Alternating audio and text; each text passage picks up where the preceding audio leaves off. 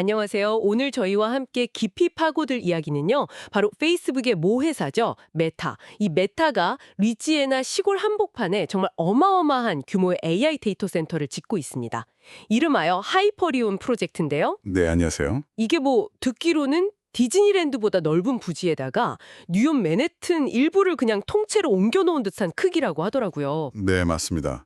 규모가 정말 상상 이상이죠. 그래서 오늘 공유해 주신 메타의 하이퍼리온 AI 시대의 에너지 대전환 이 자료들을 바탕으로 해서요. 이 거대한 계획의 속살이 어떤지 또 이게 몰고 올 파장은 어떨지 좀 속속들이 파헤쳐 보려고 합니다. 네, 아주 흥미로운 주제가 될 것 같습니다. 저희 목표는 단순히 와 정말 큰 건물 짓네 이걸 넘어서요. 이 프로젝트가 지금 엄청 치열하잖아요. AI 기술 경쟁. 그렇죠. 이 경쟁 구도라던가 아니면 리지애나라는 특정 지역사회 그리고 더 나아가서 미국 전체의 에너지 정책에 이게 대체 어떤 의미를 던지는 건지 그걸 좀 같이 짚어보는 겁니다. 네, 아주 중요한 포인트들을 다루게 되겠네요. 자, 그럼 본격적으로 한번 시작해볼까요? 네, 네, 시작부터 정말 뭐랄까 입이 떡 벌어지는 규모입니다.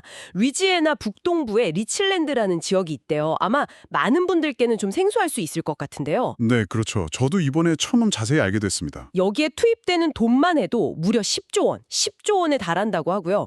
건물만 9개가 들어서는데 이걸 다 합친 면적이 400만 평방피트. 400만, 네, 이게 우리한테 좀 익숙한 단위로 바꾸면 약 11만 평이 넘는 거죠. 와, 11만 평이요? 네, 마크 저커버그가 직접 그랬다잖아요. 맨해튼의 상당 부분을 덮을 수 있는 크기다. 그 정도면 정말, 네. 상상이 잘 안 가죠. 근데 단순히 건물 크기만 중요한 게 아니더라고요. 최종 목표가 최대 5기가와트, GW. 이 정도 전력을 소비하는 그야말로 세계에서 제일 큰 AI 슈퍼 클러스터를 만들겠다는 겁니다. 네, 맞습니다. 여기서 저희가 좀 주목해야 할, 뭐랄까, 핵심적인 통찰 중 하나는요. 이 하이퍼리온 프로젝트. 이게 메타가 예전에 그 메타버스 사업 야심차게 밀었었잖아요. 네, 그랬었죠. 그 이후에 사실 AI 경쟁에서는 좀 뒤처진 거 아니냐 이런 평가가 있었거든요. 구글이나 마이크로소프트, 오픈 AI 같은 경쟁자들이 막 치고 나가니까요. 아, 그런 배경이 있었군요. 네, 이걸 뒤집으려고 메타가 얼마나 필사적으로 이 물리적인 인프라에 투자하고 있는가 그걸 보여주는 딱 상징적인 사건이라는 거죠. 이 하이퍼리온을 통해서 초지능, 그러니까 초지능이요? 네, 슈퍼 인텔리전스, 인간의 지능을 뛰어넘는 수준의 인공지능을 개발하겠다. 이 원대한 목표를 향해서 속도를 내겠다. 이런 강력한 의지를 드러낸 겁니다. 초지능이라 정말 SF 영화에나 나올 법한 목표인데요. 그럼 이 슈퍼 클러스터는 구체적으로 어떤 역할을 하게 되는 건가요? 주로 메타가 자체적으로 개발하고 있는 여러 AI 모델들이 있습니다. 특히 요즘 강조하는 게 오픈소스 AI 모델인데요. 아, 오픈소스 모델? 네, 이걸 훈련시키는 속도를 아주 비약적으로 끌어올리는 데 사용될 겁니다. 오픈소스 모델이라는 게 뭐 쉽게 말하면 설계도나 코드를 다 공개해서 누구나 가져다 쓰고 개선할 수 있게 만든 거잖아요. 네, 그렇죠. 근데 이걸 제대로 훈련시키려면 정말 어마어마한 컴퓨팅 파워, 그러니까 연산 능력이 필요하거든요. 하이퍼리온은 바로 그 심장부 역할을 하게 되는 거죠. 아하, AI 모델 훈련을 위한 핵심 기지군요. 맞습니다. 근데 이런 목표를 뒷받침하려고 메타가 단순히 건물만 짓는 게 아니에요. 아, 또 다른 게 있나요? 네, 연봉 250억 원 수준이라고 알려졌는데 그야말로 파격적인 조건을 내걸고 핵심 AI 인재들을 막 끌어모으고 있고요. 250억이요? 연봉이? 와. 네, 그리고 또 AI가 학습할 데이터들 있잖아요. 이걸 분류하고 라벨 붙이는 작업을 전문으로 하는 스케일 A라는 아주 중요한 회사가 있습니다. 네. 이 회사의 지분을 무려 49%나 인수하는 등 정말 공격적으로 움직이고 있습니다. 이 모든 큰 그림이 2030년 완공을 목표로 진행 중인 거죠. 와, 연봉 250억에 스케일 AI 지분 인수까지 정말 AI 인재랑 데이터 확보에 차화를 던 느낌이네요. 그렇죠. 모든 걸 쏟아붓는다고 봐야죠. 그런데 이렇게 중요하고 거대한 시설을 짓는데 왜 하필 수많은 곳 중에서 루이지애나, 그것도 잘 알려지지 않은 시골 지역인 리치랜드를 선택했을까요? 땅값 말고 뭔가 다른 결정적인 이유가 있을 것 같은데요? 물론 이제 넓고 저렴한 부지를 확보할 수 있다는 건 기본 전제였을 겁니다. 당연히 중요하죠. 네. 하지만 더 결정적인 요인들이 있었습니다. 첫 번째는 역시 에너지입니다. 에너지요? 네, 바로 이 리치랜드 지역 인근에 미국 최대 셰일가스 매장지 중 하나인 헤인즈빌 가스전이라는 곳이 있어요. 헤인즈빌 가스전? 네, 쉘가스라는 게 지하 깊은 곳 암석층에 갇혀 있는 천연가스잖아요. 여기서 나오는 막대한 양의 가스를 비교적 저렴하고 또 안정적으로 공급받을 수 있다는 거. 이게 전기를 엄청나게 먹는 데이터 센터에게는 그야말로 최고의 입지 조건 중 하나였을 겁니다. 아, 역시 에너지 공급이 핵심이었군요. 값싸고 풍부한 가스가 바로 옆에 있으니. 그렇죠. 그게 첫 번째고, 그럼 두 번째 요인은 뭔가요? 두 번째는 바로 정책 환경입니다. 정책 환경이요? 네. 루이지애나 주정부하고 지역 정부가 아주 적극적으로 나섰습니다. 파격적인 세금 감면 혜택을 약속했고요. 또 데이터 센터 건설이나 운영에 관련될 수 있는 여러 규제들을 좀 완화해주면서 메타한테 강력한 러브콜을 보낸 거죠. 아, 주 정부 차원에서 지원을 해줬군요. 네. 이게 단순히 뭐 땅값 싸고 가스 많다고 결정하기에는 너무 큰 사업이잖아요. 10조 원짜리인데. 그렇죠. 이런 주 정부 차원의 전폭적인 지원이 메타의 최종 결정을 이끌어내는데 아주 결정적인 역할을 했다. 이렇게 볼 수 있습니다. 그렇군요. 그 지역 이름이 리치랜드 페리시라고 하던데 페리시가 우리로 치면 군 정도 되는 행정구역이잖아요. 네, 맞습니다. 근데 여기가 원래는 정말 조용하고 뭐랄까 경제적으로도 썩 넉넉하지 못한 그런 농촌 지역이었다는 거예요. 네. 근데 메타의 투자 결정 이후에 그야말로 천지개벽 수준의 변화를 겪고 있다고 합니다. 지금은 미국 전체를 통틀어서도 가장 큰 건설 현장 중 하나로 변모했고 엄청난 수의 건설 노동자들, 관련 산업 종사자들이 막 몰려들면서 지역 경제가 전에 없던 활기를 띠고 있다는 소식이에요. 네, 맞습니다.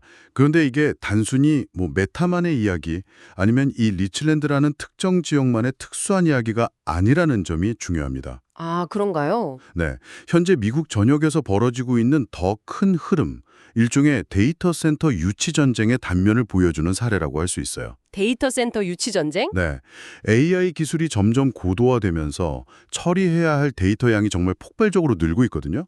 그러니까 이걸 위한 데이터 센터 수요도 같이 급증하고 있는 거죠. 네네. 문제는 이 데이터 센터들이 다들 아시다시피 전기 먹는 하마라는 점입니다. 그렇죠. 전기를 엄청나게 쓰죠. 네, 그래서 메타 같은 기업들은 조금이라도 더 저렴하고 안정적으로 에너지를 확보할 수 있는 곳, 그리고 넓은 부지를 제공하고 또 세금 혜택이나 규제 완화 같은 이런 정책적 지원을 아끼지 않는 지역을 찾아다니느라 지금 혈안이 되어 있습니다. 루이지애나의 하이포리온은 바로 이런 현상의 최전선에 있는 거죠. 그렇군요. 기업 입장에서는 뭐 최적의 장소를 찾은 셈인데, 근데 이게 지역사회나 환경에는 어떤 영향을 미칠까요? 이게 마냥 긍정적이지만은 않을 것 같은데요. 정확하게 보셨습니다. 물론 대규모 투자를 유치하면 지역 경제가 활성화되는 그런 명백한 이점은 분명히 있습니다. 일자리가 늘고 상권이 살고 세수가 늘어나는 효과는 있죠. 네. 하지만 이게 동전의 양면처럼 그 이면에는 잠재적인 혹은 뭐 이미 현실화되고 있는 여러 문제점들 그리고 비용이 따릅니다. 특히 하이포리온처럼 이렇게 거대한 프로젝트는 그 영향력이 훨씬 클 수밖에 없고요. 네. 바로 이 지점에서 우리는 기술 발전과 지역사회 그리고 환경 사이의 그 복잡한 관계를 좀 들여다봐야 합니다. 네, 바로 그 에너지 문제와 논란으로 한번 넘어가 보죠. 여기서부터 정말 이야기가 좀 복잡하고 흥미로워지는데요. 아까 하이퍼리온이 최대 5기가와트 전력을 소비할 거라고 하셨잖아요. 네. 이게 어느 정도 규모인지 청취자분들이 좀 체감하기 쉽게 다시 한번 설명해 주실 수 있을까요? 5기가와트. 아, 이게 정말 상상하기 어려운 규모의 전력량입니다. 보통 1기가와트가 원자력 발전소 1기 정도의 발전 용량이거든요. 원전 1기요. 네. 그러니까 원전 5기에 해당하는 전기를 이 데이터 센터 하나가 혼자 쓰겠다는 겁니다. 와, 원전 5기 분량. 네. 자료에 나온 대로 루이지애나에서 가장 큰 도시인 뉴올리언스 전체가 사용하는 전력량의 2배에 달하고요. 좀 더 와닿게 비교하자면 수백만 가구가 동시에 사용할 수 있는 진짜 엄청난 양입니다. 미국 전체 전력 소비량과 비교해도 결코 무시할 수 없는 비중을 차지하게 될 거예요. 아니, 원전 5기 분량이라니 정말 입이 다물어지지 않네요.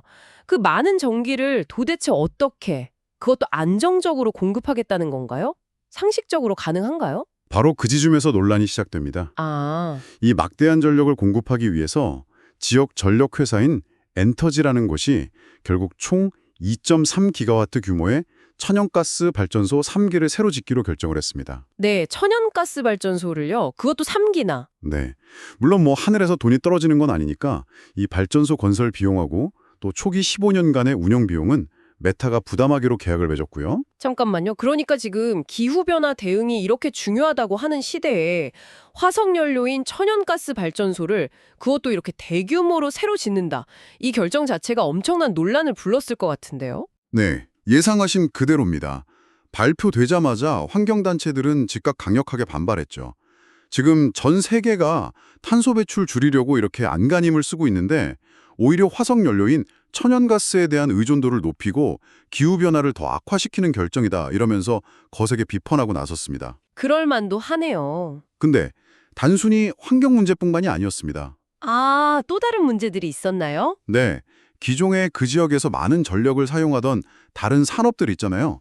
예를 들면 정유공장이라던가 화학공장 같은 곳들. 네네. 이런 곳들도 불만을 터뜨렸습니다. 갑자기 등장한 이 하이퍼리온이라는 전기 블랙홀 때문에 지역 전체에 전기 요금이 인상될 거다. 이걸 우려하는 거죠. 전기요금 인상 우려. 네, 실제로 특정 사용자 때문에 전체 공급 비용이 늘어나면 이게 요금 인상 압력으로 작용할 수 있거든요.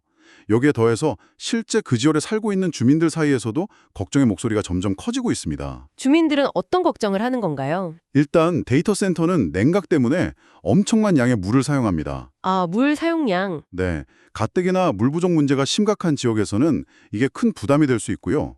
또 건설 과정에서 대규모 토지 훼손은 불가피하죠. 완공되고 나면 24시간 내내 가동되는 시설에서 발생하는 소음 문제라던가 아니면 잠재적인 공해 문제에 대한 우려도 끊이지 않고 있습니다. 정말 뭐 하나 쉬운 게 없네요. 여러 이해관계가 아주 복잡하게 얽혀 있군요. 그렇죠. 그런데 제가 자료를 보면서 정말 가장 놀랐던 부분은 이 루이지애나주 의회가요. 이 새로 짓는 천연가스 발전을 법적으로 그린 에너지, 그러니까 친환경 에너지로 분류하는 법안을 통과시켰다는 점이었습니다. 아, 네, 그 부분이죠. 아니, 이건 대체 어떻게 반영해야 할까요? 상식적으로 천연가스는 화석 원료인데 이걸 친환경 에너지라고요? 바로 그 지점이 이 논란의 핵심이자 어떻게 보면 AI 시대의 에너지 딜레마를 아주 상징적으로 보여주는 사건입니다. 딜레마요? 네, 일반적으로 천연가스는 물론 석탄보다는 탄소 배출량이 적긴 합니다.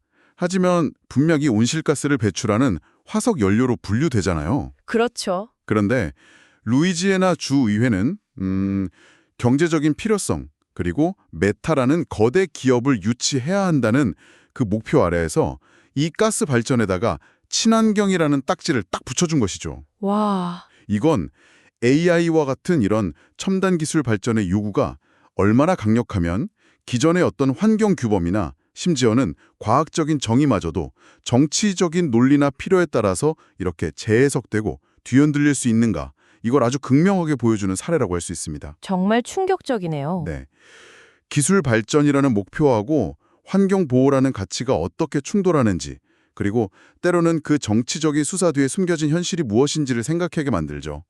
결국 이 하이포리온 프로젝트는 단순히 최첨단 기술 인프라를 건설하는 걸 넘어서 우리 사회가 에너지 정책, 환경 문제, 그리고 경제 발전 사이에서 어떤 균형점을 찾아야 하는지, 또 어떤 합의를 이뤄나가야 하는지에 대한 거대한 질문을 던지는 시험대가 된 셈입니다. 정말 중요한 지적이십니다. 기술 발전과 환경 보호 사이의 균형점을 찾는 시험대라.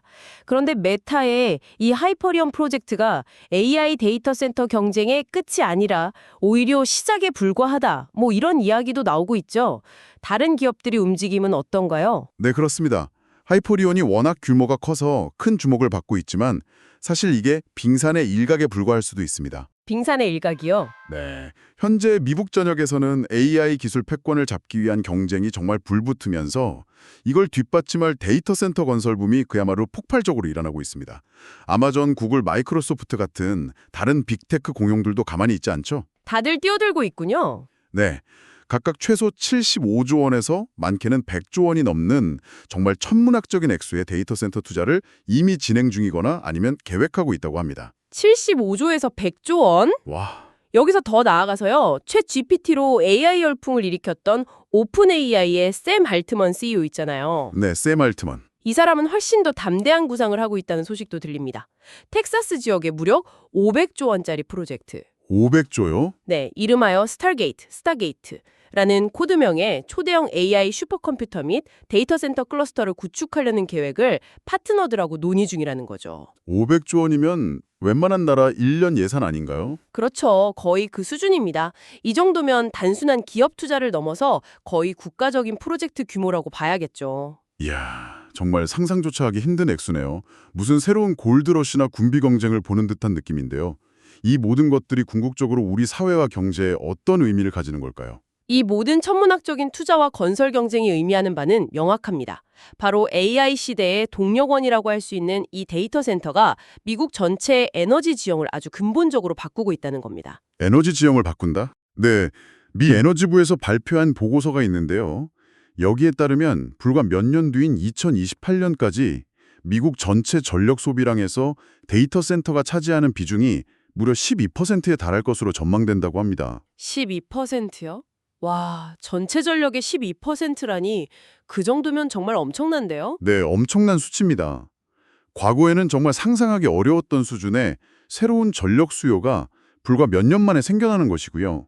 이건 당연히 미국 전체의 에너지, 생산, 송전, 배전 시스템, 즉 에너지 인프라 전반에 엄청난 부담과 변화를 요구할 수밖에 없습니다. 그렇겠네요. 메타의 하이퍼리온 프로젝트는 바로 이러한 국가적 차원의 도전, 다시 말해 AI 초강대국으로 나아가기 위한 그 치열한 기술 경쟁이 현실 세계의 에너지 문제, 환경 규제, 그리고 관련 산업 정책과 어떻게 맞물려서 돌아가는지를 아주 압축적으로 보여주는 상징적인 사례라고 할 수 있습니다. 네. 앞으로 AI 기술 경쟁이 더욱 치열해질수록 이 막대한 에너지 수요를 어떻게 지속 가능한 방식으로 감당할 것인지, 또 그 과정에서 발생하는 환경적, 사회적 비용은 어떻게 관리하고 분담할 것인지, 그리고 관련 산업 정책들을 어떻게 조율해 나갈 것인지가 미국뿐만 아니라 전 세계적으로 더욱 중요하고 시급한 과제가 될 것입니다. 기술 발전의 속도만큼이나 이 문제에 대한 고민도 깊어져야 하는 시점인 거죠. 자, 오늘 저희는 메타의 하이퍼리온 프로젝트라는 하나의 창을 통해서 AI 시대가 몰고 올 이 거대한 변화의 물결을 함께 들여다봤습니다. 디즈니랜드보다 넓은 땅에 세워지는 상상 초월의 데이터 센터부터 시작해서요. 네, 뉴올리언스 전체 사용량의 2배에 달하는 그 엄청난 전력 소모령, 또 조용했던 루이지애나 시골 마을 리치랜드의 극적인 변신, 그리고 이걸 둘러싼 에너지와 환경에 대한 그 뜨거운 논쟁까지 정말 하나의 프로젝트 안에 수많은 이야기와 복잡한 함의가 겹겹이 쌓여 있다는 것을 확인할 수 있었습니다. 네, 그렇습니다. 이 모든 내용을 종합해보면 하이퍼리온은 단순히 메타라는 한 기업의 야심찬 투자, 그 이상의 의미를 지닙니다. 네. 이건 우리가 앞으로 AI라는 이 강력한 기술의 미래를 어떻게 설계하고 만들어 나갈 것인지, 그리고 그 과정에서 필연적으로 요구되는 그 막대한 에너지를 과연 어떤 방식으로 또 어떤 가치를 우선순위에 두면서 충당해 나갈 것인지에 대한 아주 근본적인 질문을 우리 사회 전체에 던지고 있습니다. 근본적인 질문. 네. 눈부시게 빠른 기술 발전의 속도와 또 우리가 다음 세대를 위해서 지켜나가야 할 지속가능한 미래 사이에서 어떻게 현명한 균형점을 찾아 나갈 것인가. 이것이 바로 이 시대를 살아가는 우리 모두가 함께 진지하게 고민하고 풀어야 할 중요한 숙제일 것입니다. 네, 정말 숙제네요. 이 논의를 마무리하면서 오늘 이 자료들의 바탕으로 함께 이야기 나눈 당신께 마지막으로 질문 하나를 던져보고 싶습니다. 네, 어떤 질문이신가요? 오늘 우리가 살펴본 것처럼 이렇게 점점 더 격화되는 거대한 AI 경쟁과 또 필연적으로 뒤따를 수밖에 없는 막대한 에너지 요구가 앞으로 우리 사회의 모습, 우리가 일하고 살아가는 방식, 그리고 우리가 중요하다고 믿는 여러 가치들에 궁극적으로 어떤 변화를 가져올 것이라고 생각하시나요? 한번 시간을 가지고 깊이 성찰해 볼 만한 질문인 것 같습니다.